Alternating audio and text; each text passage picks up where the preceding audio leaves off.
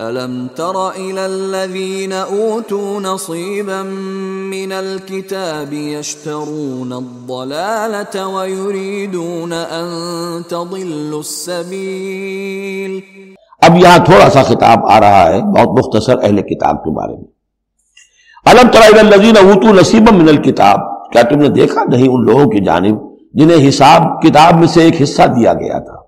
والکتاب ایک حقیقت ہے جس میں سے ایک حصہ آیا تھا جس کا نام تورات تھا، اسی میں سے ایک حصہ اور آیا وہ انجیل ہے، اور پھر وہ کتاب ہر اعتبار سے قابل ہو کر نازل ہوئی قرآن کی شکل میں۔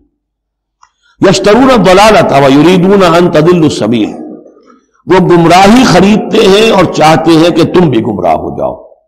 یہ جیسے مشرکین مکہ کیا کرتے تھے کہ لوگ قرآن نہ سنیں تو کوئی گانے والی کوئی لے آیا تھا کہیں سے تاکہ لوگ جو ہے اس کے گانے سننے کے اندر ہی لگے رہیں اور حضور کی بات سنے کوئی نہ۔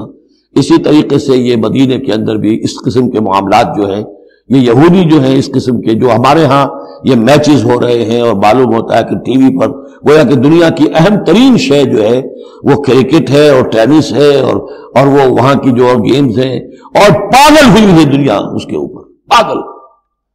اور شیطان کو چاہیے کیا؟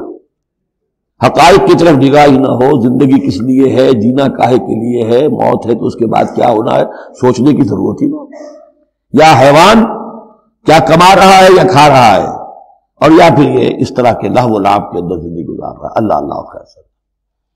تو جو خریدتے ہیں گمراہی، اس کے لیے بڑے بڑے نظام ہیں، بڑے بڑے ان لوگوں کے لیے جو ہیں انعامات ہوتے ہیں، آدمی کے ہوش ٹھکانے آ جاتے ہیں کہ ان پلیئرز کو کیا کیا کچھ ملتا ہے۔ وَيُرِيدُونَ أَن تَضِلُّوا السَّبِيلَ، وہ یہ چاہتے ہیں کہ تمہیں سیدھے راستے سے، راہ حق سے منحرف کر دیں۔